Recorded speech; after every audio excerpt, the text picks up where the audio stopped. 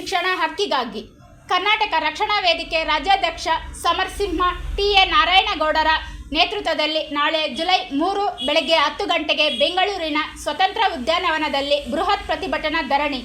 ಕರ್ನಾಟಕ ಶಿಕ್ಷಣ ವ್ಯವಸ್ಥೆಯಲ್ಲಿ ದ್ವಿಭಾಷಾ ನೀತಿ ಜಾರಿಗೊಳಿಸಲು ಸರ್ಕಾರದ ಮೇಲೆ ಒತ್ತಾಯಿಸಲು ಈ ಹೋರಾಟ ಎಲ್ಲ ಸ್ವಾಭಿಮಾನಿ ಕನ್ನಡಿಗರು ಭಾಗವಹಿಸಿ ನಿಮ್ಮ ಧ್ವನಿಯನ್ನು ಹೆಚ್ಚಿಸಿ. Bureau report, ರಾಷ್ಟ್ರಧ್ವನಿ news Kannada, Hanumantha ದೊರೆ, ಹುಣಸಗಿ.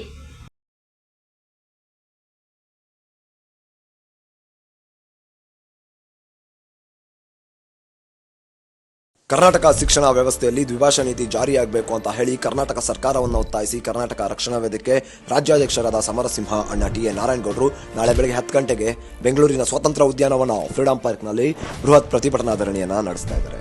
ನಮಸ್ತೆ ಸ್ನೇಹಿತರೆ, ನಾನು ನಿಮ್ಮ ಗೆಳೆಯ ಕನ್ನಡಿಗ ಸಂತೋಷ್.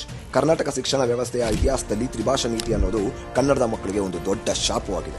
ಈ ನಾಡಿಗೆ ಸಂಬಂಧವಿಲ್ಲದ ಹಾಗೂ ಕೇವಲ 600 ವರ್ಷದ ಇತಿಹಾಸವೂ ಇರದ ಹಿಂದಿ ಭಾಷೆಯನ್ನ ಒತ್ತಾಯ ಪೂರ್ವಕವಾಗಿ ಕನ್ನಡದ ಮಕ್ಕಳ ಮೇಲೆ ಹೇರಬೇಕೆಂಬ ದುರುದ್ದೇಶದಿಂದ ನಮ್ಮ ಶಿಕ್ಷಣ ವ್ಯವಸ್ಥೆಯಲ್ಲಿ ಹಿಂದಿ ಭಾಷೆಯನ್ನ ತುರುಕಲಾಗಿದೆ. ಇದರ ವಿರುದ್ಧ ಸುಮಾರು 2-3 ದಶಕಗಳಿಂದ ನಿರಂತರ ಹೋರಾಟಗಳು ನಡೆದಿದ್ರೂ ಸಹ ಯಾವುದೇ ಸರ್ಕಾರ ಇದನ್ನು ಗಣನೆಗೆ ತೆಗೆದುಕೊಳ್ಳದೇ ಇರೋದು ವಿಪರ್ಯಾಸ. ಕಳೆದ ವರ್ಷ 10ನೇ ತರಗತಿಯ ಫಲಿತಾಂಶಗಳನ್ನು ನೋಡಿದಾಗ ಹಿಂದಿ ಹೇರಿಕೆ ಅನ್ನೋದು ಎಷ್ಟರ ಮಟ್ಟಿಗೆ ನಮ್ಮ ನಾಡಿನ ಮಕ್ಕಳ ಭವಿಷ್ಯಕ್ಕೆ ಏನಿಲ್ಲ ಅಂದ್ರೂ ಸರಿಸುಮಾರು 1,42,000 ವಿದ್ಯಾರ್ಥಿಗಳು SSLC ಪರೀಕ್ಷೆಯಲ್ಲಿ ಕೇವಲ ಹಿಂದಿ ಭಾಷೆ ಒಂದರಲ್ಲೇ ಅನುತ್ತೀರ್ಣರಾಗಿದ್ದಾರೆ. ಇದಕ್ಕೆಲ್ಲ ಹೊಣೆ ಯಾರು? ಇಷ್ಟಕ್ಕೂ ನಮ್ಮ ಮಕ್ಕಳೇಕೆ ಹಿಂದಿಯನ್ನ ಕಲಿಬೇಕು? ಬೇರೆ ಯಾವುದೇ ರಾಜ್ಯಗಳಲ್ಲಿ ಇಲ್ಲದ ತ್ರಿಭಾಷಾ ನೀತಿ ನಮ್ಮ ನಾಡಿಗೆ ಮಾತ್ರ ಯಾಕೆ? ಇನ್ನೆಷ್ಟು ದಿನ ಹಿಂದಿ ಹೇರಿಕೆಯನ್ನ ನಾವು ಸಹಿಸ್ಕೋಬೇಕು? ಅದೇನೇ ಇರಲಿ, ಇದೀಗ ಕನ್ನಡಿಗರೆಲ್ಲ ಒಗ್ಗೂಡಬೇಕಾದ ಸಮಯ. ನಿಮ್ಮ ಮಕ್ಕಳ ಭವಿಷ್ಯ ಈಗ ನಿಮ್ಮ ಕೈಯಲ್ಲೇ ಇದೆ.